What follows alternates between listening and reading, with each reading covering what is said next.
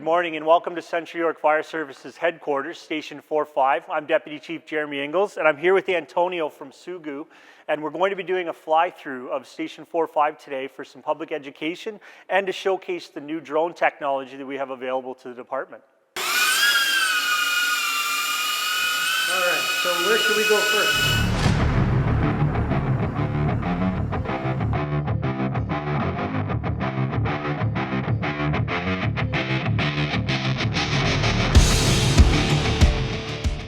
This is actually a new piece of equipment that we've got, so we can wash our bunker gear in the washing machine on the left, and the two pieces of equipment on the right, they can sanitize all of our tools and all of our helmets, things you can't put in the washing machine.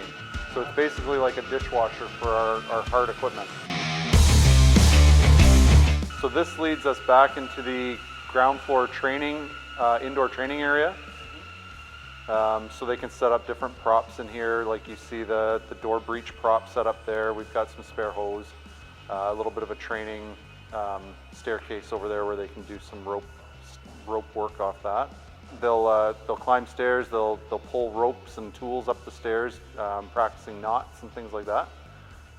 As we come up the stairs, that room in front will lead to a training maze on the mezzanine, where they can set up different props and different mazes, and we can smoke the room out.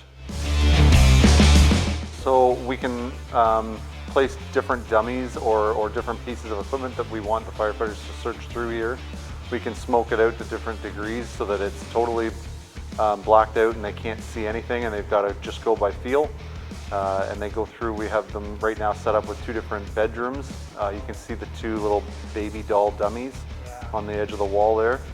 So they have to go and try and find them just by touch. Oh, so it's completely dark for them. Yep. So visibility is at a minimum, and that's why they use the red light to simulate the glow from a fire.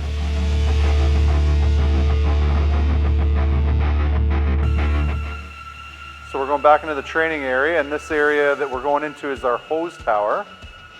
Goes from ground all the way up past the roof line. Whoa, that's pretty high.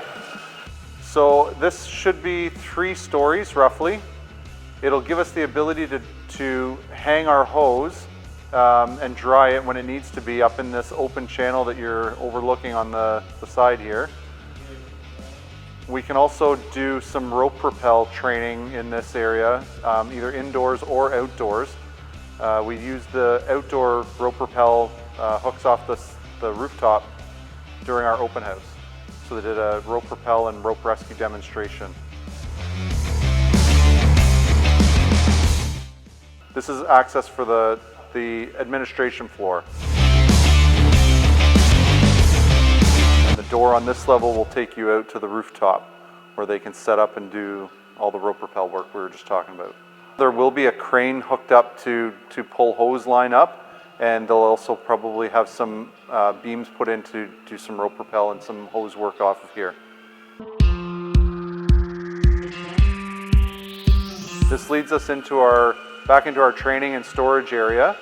We have an elevator here and a set of stairs on the left that is, we can rent the space out to the classroom upstairs so the public can come in, or whoever we rent it out to.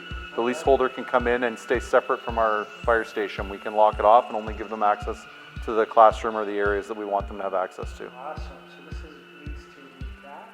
This is a back parking lot where people that rent the space could park. They can come in here and use this stair or use the elevator to go up to the admin floor.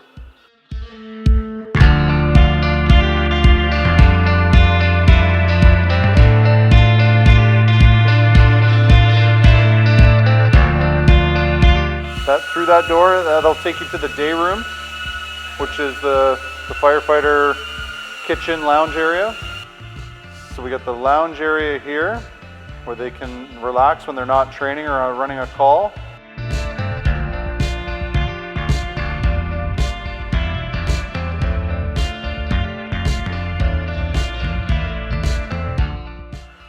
And then we've got the crew from 431. So we got the kitchen set up here. There's 2 different fridges because there's 4 crews. So each crew gets one door of the fridge basically to keep their food stuff separate. Everybody's in here just doing their different duties for the day, making sure if they've got training to do, they can get that started at some point, coming up with a schedule for the day.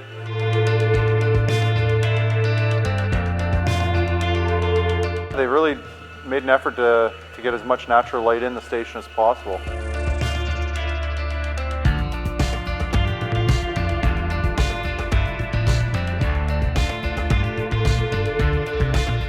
There's an outdoor patio area for barbecue, so they can grill in the summer. They'll have a picnic table out there as well, and then it ultimately leads out to the back training area and parking lot.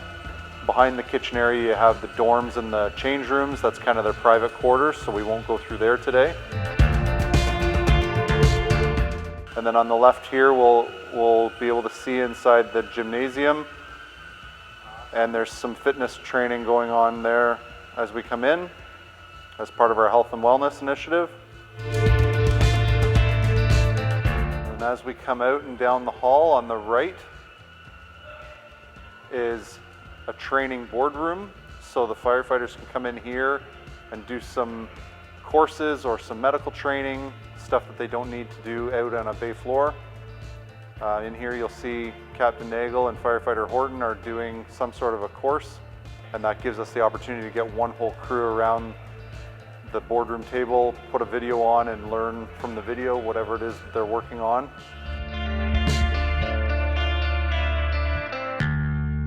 Over to the right we have our platoon chief and our captain's offices. So the platoon chief responsible for all the crews at all the stations on his platoon. This is in his office, and you can see they have individual lockers. And over to the right they have a Murphy bed that pulls out of the wall. So this is their dorm area and their office.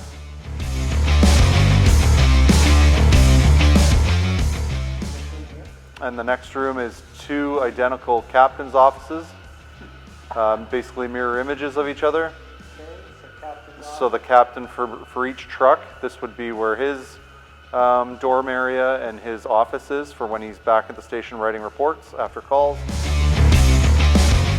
So this is the plaque that the town of Aurora commissioned with the fire chief. It basically will detail everything, all the people that were involved in designing and getting the station built from the town, councilors, project manager, the fire chief, architect, contractors. And if you see at the bottom, it says July 2022. So that was the grand opening date for the station. But they put that plaque, that bronze plaque together to commemorate the opening of the new hall. This is the main entry door and the main entrance stair and elevator that'll take you up to the administration floor.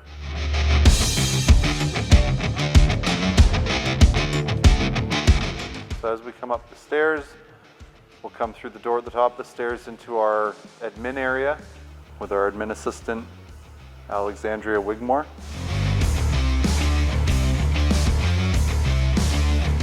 In this first office, we have Deputy Chief Jeremy Inglis, and we have Deputy Chief Rocco Volpe.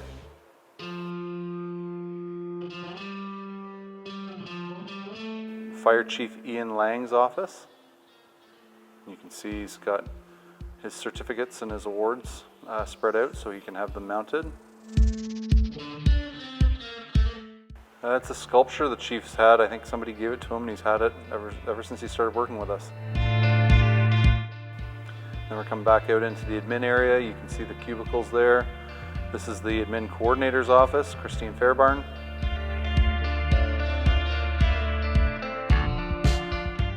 Out here we have Maylaw Moore and Monique Matar in the cubicles. This is Assistant Deputy Chief Claude Duval. He's in charge of training. Now we're coming into one of the training officer's office. That's Training Officer Robert Nagel. This is Training Officer Andrew Burdett's office. And then we come down to Training Officer Tony Camella. This is Josh Oberfrank, our IT specialist. Okay, so this is our boardroom, so all the senior staff can have their meetings in here in the boardroom.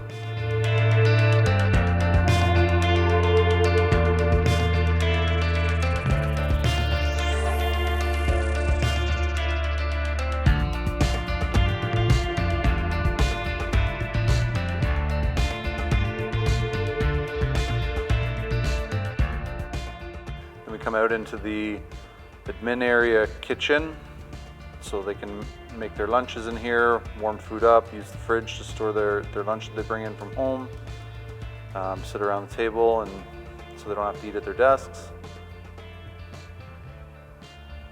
There's a little rooftop patio area out the exterior door behind.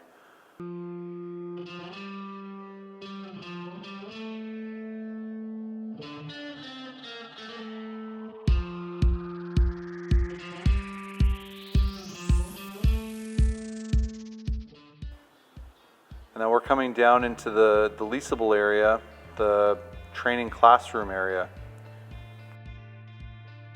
So off to the right here, we've got a service room with the building automation system equipment in it. And then we've got some washrooms and a door to the training area. And then we've got a couple more washrooms here for the leasable area with a kitchenette. And one large training classroom to the right. So this is the leasable classroom. So people can come and rent this space off us and come in here and do presentations. Our fire and life safety educator recently taught a group of English second language students in here, and they were able to park out the back and come up through the back stair into this space and utilize this area. Or in front leads to the rooftop patio as well.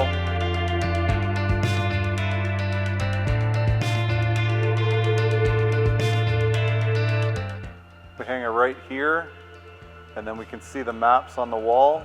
Town of Aurora on the left, and the town of Newmarket, and that's to cross-reference if they're not sure where a street is. It will pop up on the mobile data terminal in the trucks as well. And this stair on the left leads up to a service IT mezzanine. Inside you'll see it's basically a large electrical room, electrical panels and IT equipment. Look at 451 and 431 sitting here.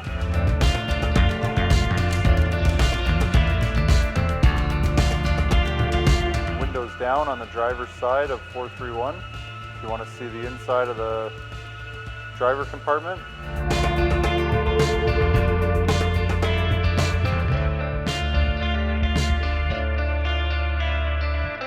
That's the driver and all the control panels for the sirens and whatnot. Mobile data terminal. On the other side is the back crew area that you're looking at now.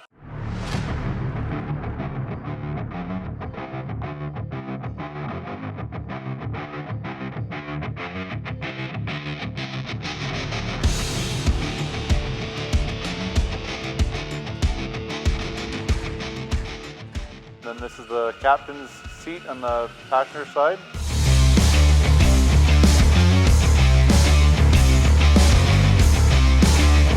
Wow, that was great. Good job, Antonio. Thanks, man.